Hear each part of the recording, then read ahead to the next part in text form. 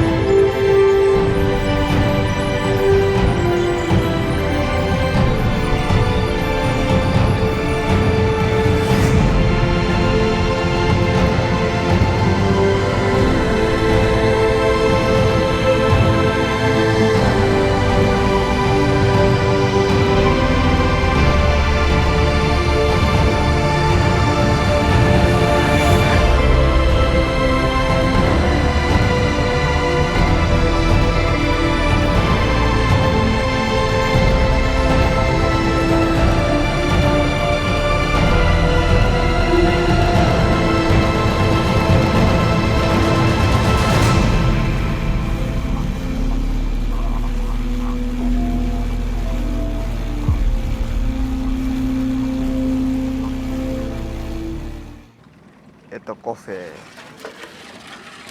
Кофе разлилось.